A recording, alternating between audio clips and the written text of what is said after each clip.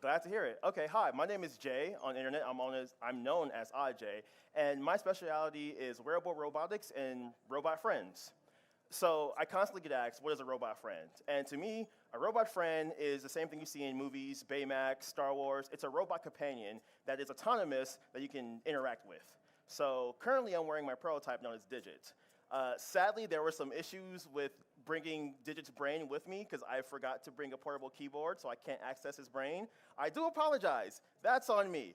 But I was able to pull up my Instagrams, and I still have previous videos to show you of how Digit works. So I'm going to begin with just stating that this has been a long process for me. I am all self-taught. I did not go to school for this. I went to art school out in San Francisco, believe it or not. I got an art degree, and then I taught myself science and robotics because we have YouTube and the power of the internet now. There's pretty much nothing we really can't learn if you really want to know how to do it. So go with that.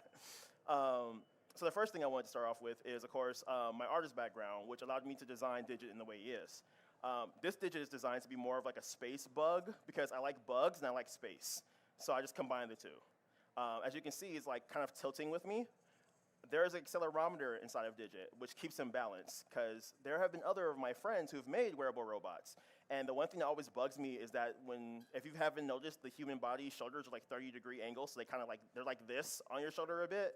And I just hate how it looks in photos. So I redesigned the head to be balanced. That way, every time I move, it adjusts to fit to always look good in photos, because that's important. Another thing about Digit is, of course, people are wondering how I'm wearing them. And of course, I did which is hard to take off currently, full-on magnet design. So I'm going to switch really quickly. Is that how I do it? OK. Yeah. On the bottom of Digit, which trying to make sure you can see very well, apologize. Yeah, it's very out of focus. Can I focus this? What superpower technology do I need to use to focus? Sorry. Technical difficulties, it happens. This is a live showing. Yeah, is there a focuser or? Oh, is that how I do it? Perfect, okay. So as you can see from Digit, I made this flexi type of hold it linkage for it's on your shoulder, because that way it wraps around your shoulder, which is very comfortable compared to it being like a stiff plastic, because having a square surface on a round object hurts. So I made this flex, that way it can flex around my shoulder. And then I invented it with magnets, surface magnets, that are very powerful, so it holds onto me extremely well. And just for warning, these are surface magnets with a very high surface tension. So if you have a heart problem, please let me know, because if you have a heart problem or something like that on your chest, this could probably kill you. And I do apologize. I'm not trying to murder anyone, but it's a warning situation. But thanks to that, and thanks to me using these are actually helping hands that are designed to actually hold on to me. These are magnets. As you can see, it's holding washers from my desk, and on this one as well. And all of this, I'm going to switch back to the main camera. All of this is being held with metal plates that I have in my vest. So like, I'm not going to strip for the camera, but re-switch this to auto mode. I'm really bad sewing, so please don't make fun of my sewing, but I put little metal plates in here, which allows Digit to hold on to me using the magnets. So when people ask how it's holding on to me, magnets, very much magneto with it. Now for the brain's always been the hardest part, for the fact that I've built many robots over my career, probably more than I'm willing to admit that I've made at this point. So I built so many of them now. Oh, sorry. I built so many of them now that I have a repertoire of resources to learn from. So each time I make something new, I try to learn from the previous version. A good example of that, if I can get this working again. Haha, here we go. How do I scroll down? Yes. So this is actually when I was first learning, I built a robot named Aussie, and it was exactly how it looks. I spent weeks in my room redesigning it, rebuilding it, and testing it out. It was a strap design, so it was attached to like my messenger bag, which did pretty well. And over the years and over the time, I just kept updating it. I went to Maker Faire in 2018 was my first thing, and I just kept upgrading it and upgrading it. So iteration is extremely important when it comes to making your robots, because most people do one and then they stop. I never stop at one. There's no such thing as perfection in my world. There's only integration and getting better at it. So if you can't do it now, I keep this as an example of like, when I first started, look at that. It's just a little Like, it's just a little servo with a little hook that's attached to my bag. That's how I started. And now I can do this. So it doesn't matter where you're starting from, it always will get better and better. Let's go back really quickly. Now for the brain of Digit, as you can see, I did a video with my great friend Sean that if you check out our DigiKey, you can watch the full video. But we were able to embed a large language model using an NVIDIA board, and then I have it connected to the Arduino in here and Bluetooth speaker for the robot can talk. So I have examples of this. My favorite being this blooper I did not too long ago. I'm not sure if the audio will play, but I will try. Where's the audio? Yeah, I'm not sure if you can hear the audio, but like I was talking and then Digit interrupted, and I have him set so every 60 seconds, if I don't say anything to him, he'll start talking to me and just blabbing. And during this shot, when I was trying to record for work, it just started blabbing to me, and I was just kind of annoyed because I was like, all right, I'm trying to work, and it just kept going too. Like there's no stopping. Once it starts and it starts talking, it'll just keep going until it's finished. There's no stopping this. So how we end up doing it is that we use a large language model, Ollama. That's the Meta's large language model. It's free, and then we have it talking with Piper TTS. So we talk to it. The Ollama large language model goes to the Piper TTS, the talk-to-speech, creates a WAV file, and then replays it out. So, and the reason we're using the NVIDIA and not using like a Raspberry Pi, we have to use a GPU because large language models and AI need GPUs, not CPUs. CPUs are great. They are amazing. They can do a lot. They're great for programming. But when it comes to large language models, you need a GPU. So if you're a gaming person and have a gaming computer, you can go into your gaming computer, take out that GPU, and use it for your robot. As for designs, like I've rebuilt this a few times. I'm trying to, where's the mouse again? Sorry, as you can see, I'm not really used to giving out full talks, so if I'm embarrassed up here, we're in this together. You're with me now. I'm not seeing the, oh, there we go. For designs, I've rebuilt Digit a few times. So as you can see, I originally started with, let's see, where's the original Digit? I did a video recently where I went through like the history of Digit, and it's only been a few thousands of, oh, wrong one. That's just me chilling with the bubble pipe. This one, so I had the Digit prototype. This is me testing. I took it with me to the store. I go out with it. People look at me and stare. It's a fun time. But then I kept improving it. I started doing with Digit 01, which was more of like a worm design. I used to wear it to my meetings and just see how it feels and wear it. I took it to me with first robotics, and then I upgraded with 01. 01 is using the DF robot chip, and it can actually crawl a bit, which I think is super cute to have this little robot crawl around using a shuffler mechanism. I could have used wheels, but like shufflers are better. 02 was the first one that uses the large language model, and I did that for open source. It was super fun. It looks good. We went to dinner. People, of course, stared. Doesn't matter. Don't care. I take my robot with me everywhere. You're going to have to learn to live with that. Version 3 was when I got all the new stuff. I designed my own board for it. I started testing it using the Arduino for things, and then at the end, we had Digit 03, which is sitting on my shelf because I have a personal rule to not fully dismantle everything. That way you have something else to use later or to show later. So if I ever have a table of all the digits, everyone can come and see from the beginning to the end. Let's see. So yeah, I'm sorry, I really didn't have a big open section for questions. I just wanted to talk about my work and how I did these things. Does anyone have any questions out there for the audience? And I'd be happy to answer anything you guys would like to ask or wanting to ask me, because I am very bad at answering my DMs. Oh, right here. 1 second.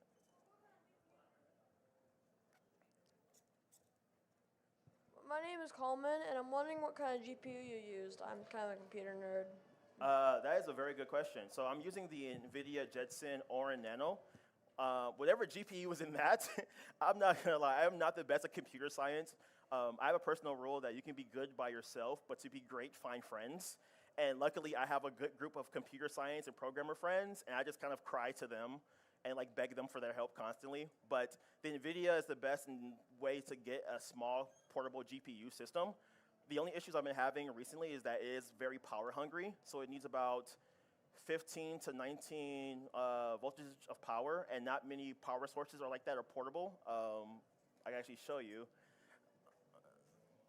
I have it with me.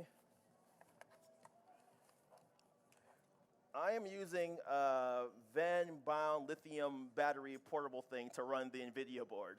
This huge thing is what's powering my robot's brain. And even this can only last for about a few hours. So like, Let me just fix that. I know what I'm doing now to a little extent. There we go. So like this huge battery pack is what's powering the NVIDIA board, and it's huge. It's ridiculously powerful. It's somewhat safe as far as I know. I haven't started any fires, but it's the only thing of making this portable, because the main issue I have with my wearable robots, especially the smarter I make them, is making them portable and also making sure their brain works offline. There's a lot of times, like right now, I don't really have full access to the internet, and I can't use my phone because my phone's been using for the presentation, so I have no choice but to find portable ways. And one thing I really want to master when it comes to using the NVIDIA system and having the robot have its own brain, that way if a situation happens where like you don't have Wi-Fi or you don't have power, you just turn on your robot and start talking to it. It still has ChatGPT level of intelligence, so if you have a problem and you want to talk to it, you can. So that's what I'm aiming for, at least. Any other questions? Oh, right here.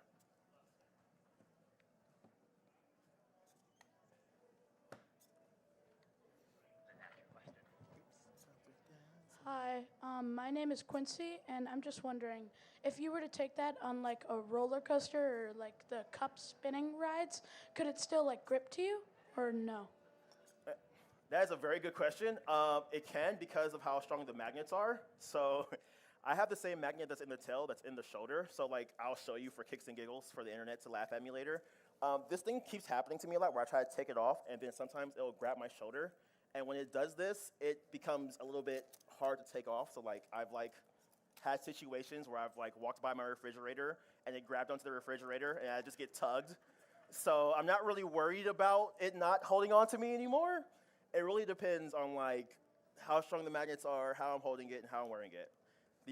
I will say the only downside of having a wearable robot that's kind of this size is that it is somewhat heavy, and the weight, it doesn't get to me very much, but it does get to me sometimes when I'm having like 12-hour days. So I have a personal rule that I only go to the gym because I'm trying to get stronger to carry my robots.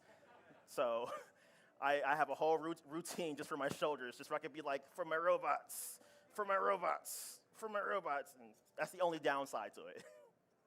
Any other questions? I don't know anymore. This one's lighter than my other one. So like, here, let me give you a fun little thing, because I did do something recently because of the fact that this is heavy and I didn't want to have to carry it around all day. I built MicroDigit, which is just the receiver technology with the NVIDIA board. And let me turn it on really quickly. And I can wear this one without a problem either. And it's a lot smaller. But the problem is it can't do all the facial tracking and movement that this one does. But at the same time, I can connect the speaker system to the NVIDIA board. They can still talk. So if I'm going to be here or out for like 12 hours, I will be bringing this guy with me because it's smaller, it's a little bit easier to use, and it's kind of fun. So like, switch it back to this to give you guys a closer look. I'm using the same system of magnets down here to hold it, and this is like the power of the speaker. I upcycle all parts, so like if I find a broken speaker system or Bluetooth speaker, I just keep it and pocket it because it's still useful. So I did that for this. So internally, which you can kind of see here, I'm using an Adafruit Cutie Pie that's been hacked into the Bluetooth speaker. So it's all being run off of like one lithium-ion 3.7 voltage battery. So the more you build, the more clever you start realizing, like, do I need the head to move, or can I have a giant like LED eye system and make it look super cool and just have it blink? And then you can do that, which is 2 birds, 1 stone, comfortable, clever, and it keeps everybody entertained. All right, any other questions? Oh, right here. My name is Jason, longtime fan. So you keep mentioning the NVIDIA boards. Is that, I've always wondered, because you put a lot of stuff in that little guy, is that wireless somewhere, or is he hidden in that? Oh, it's wireless. So I use the same Bluetooth speaker system to connect to the NVIDIA board. So what we're saying with the microphone, just like how I'm talking to you and coming through the speakers, it's talking to the NVIDIA board, and I just have the speaker reply through Digit. So it's pretty much a version of puppetry, because in my weird head, I don't understand why people build a single robot and keep their one robot brain in that one robot body. Like, if you ever watch Star Wars and wonder why no one shoots the robots, like, it's kind of like that. It's like, just in case something were to happen, or if I travel or something breaks, I want to be able to be like, okay, the body's broken, but I still have the brain. So like the NVIDIA board is much bigger, and I'm working on trying to get that into one closed robot, but Time will tell. All right. Any other questions? No, are we good? I actually Oh. have a question. Hopefully, I'm not going to get too much feedback here. So you have a design artist kind of background. Yeah. Okay. So you're always thinking about new concepts. So what future concepts do you want to try and incorporate into the new iterations that you're going to build?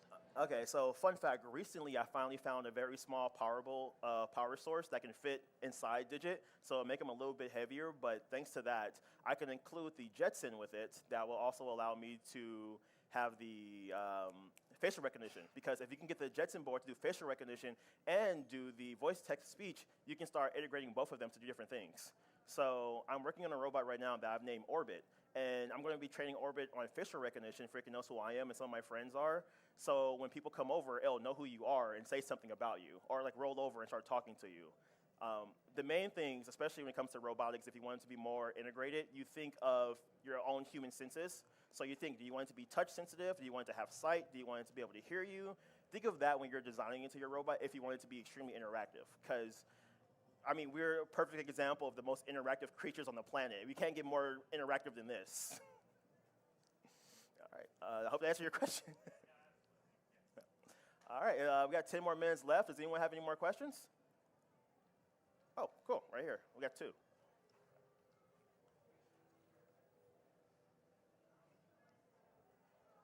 Yeah, the name is Eat. Do you consider these your pets, friends, or designs? What kind of a relationship do you have? A platonic one. Just to make sure I point that out first and foremost. I consider them kind of like my pets / children, because there are situations where like you make something. If anyone who's made anything, you are emotionally attached to it because it's something that you made. You really can't help to just like love it. So I do my best to like see them as more as pets / children, but there's also times where things happen that is wrong and I have issues with it. A good example is that this is based on Olama's Meta's AI system. So I've had to go in there and reteach it some things, but because Meta, as you know, has a lot of radical views on things. So there's been a time where I asked Digit, like, hey, when was the first time we went to the moon? And for some reason, it was like, no, we haven't been to the moon. That's a conspiracy theory. And I was like, oh, no, this is bad. I can't have you believe this. This is an issue. Let me fix this now. And just like a child, I was just kind of like, all right, I'm going to have to actually figure out what you know and don't know. So if I take you out in public, you don't embarrass me. So I see it as 100% platonic. I love my designs, love my robots, but at the same time, I understand sometimes things don't work, things break, and I don't see it as like a personal failure. I actually get happy when things break for the fact that I get a chance to learn something new. So like, oh, that design didn't work. Oh, it failed, it broke. I force myself to be like, yay, it broke. Because now I know this part sucks. This is not strong enough to hold on to me. This is broken, I need to improve that. And since I'm always in a constant rush to improve, I will always constantly like love my work, love what I'm doing, and love my platonic robot friends. All right. Yeah, question on the side. So I'm Paul.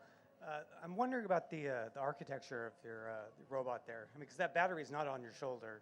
Yeah. It's so the GPO's in a different box, or? Yeah, the GPO is actually in my backpack system. Here, I'll show you what's inside Digit because you guys are all a wonderful audience.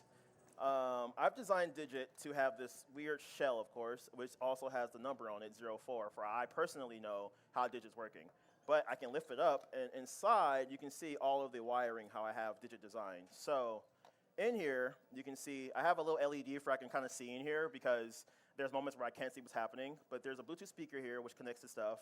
Then we have the power pack, which is actually one of these batteries I have, cell phone batteries, because cell phone batteries are mass produced and they're amazing and they work really well. And I also have a Arduino BLE 33 cents that's powering all the servos, movements, and the MU board, and also the basic stuff. So it's doing everything. It's a very strong and good board. So yeah, I'll definitely have more up to show you guys on that one later. And I have my own custom board, of course, because it got to a while using perma boards just took too long, so I just had some PCBs made just to save me some time. But yeah, hope to answer your question. You have a question? Oh, sorry, yeah. Hey, my name's Tim. Hi, I Tim. just wanted to know how you were making the carapace. Oh, 3D printed. I taught myself Fusion 360 because in college they gave you Fusion 360 for free if you had a student IDU or IDE. So I decided to get it for free and start teaching myself. So I CAD up all my own designs. I love making my own stuff.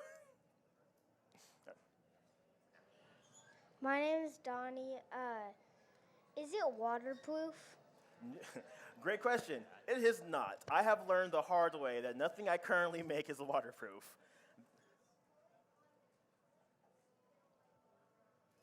If I spoil water on it, the same thing that happens with most electrical devices, things will short circuit and it will not work anymore. I've been caught out in the rain a few times and the robot's gotten wet, and I still haven't thought about that. I don't go swimming a lot, so it's usually not a problem. I live in LA. We have this weather all year. It's usually not an issue. But yeah, it's not waterproof, at least not yet. In the future, I hope to get to that part, but we got to level up for that.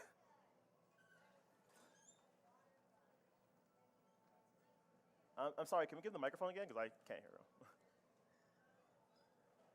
I want to hear him, so like, You should make like a water bug that's like quick in the water. I am thinking about making water versions and little water bugs, but it's the timetable. But it's a great idea. Thank you for it. All right. Any other questions? Okay, we got this guy here, and then we have one more So friend. I'm Gene Frost. Go for it. My question for you is of usage. So you create these for yourself. Can you see applications for them for people that have disabilities or other things? Where would you see an application for this? I love that question. I do see the future in this being useful. I'm not the best when it comes to like business level stuff. I'm not much of an office jockey, but I love what I do, so I usually do it for myself, but I understand there's people who are like myself. So there's something I want to do later is I want to be able to connect like your cell phone or like your Apple Watch to an app that can take your health stuff and then feed it to the NVIDIA board. That way, if something were to happen where you're having a panic attack or something like that's happening, your robot will just activate and ask you like, hey, are you okay? So I'm hoping to make it more of like an emotional support bot that can just actually relay data, at least, and keep it personalized on an NVIDIA board, because I really don't want it to be like on Apple Cloud, because I don't really trust companies that have your personal emotional data, you know? So in the end, I'm really hoping it becomes more of like an emotional support robot when people can't get emotional support pets type of thing. So yeah, and this person here had a question. Hi, I'm Kai. I thought that the moving eye was really cool. How does that work? Great question. Let's see if I can show you. So in the back of DigitHead, you can kind of see it. I'm using 3 LED matrices. You can kind of see them down there like wired together. Yeah, you can see them wired together in here. So what's happening is, thanks to that, the eyeball moves between them. So I just program animations. So the animations choose randomly, and also sometimes it works with the MU sensor I have in the front here. Well, I'm pointing out here in the front here. So I have it set just to like look only certain degrees because I don't want anything to break. So it'll look over at a person, and then the eye kind of follows suit and then looks away. Because I've had a situation multiple times when I've made my robots have AI vision, where people will come by and then do their best to like get its attention, and then like start doing this next to my shoulder, and it's kind of awkward. But yeah. All right, I have 3 more minutes, so I'm going to wrap up here slowly. But if you guys have any more questions, please find me, and I'll happily answer them all. Thank you.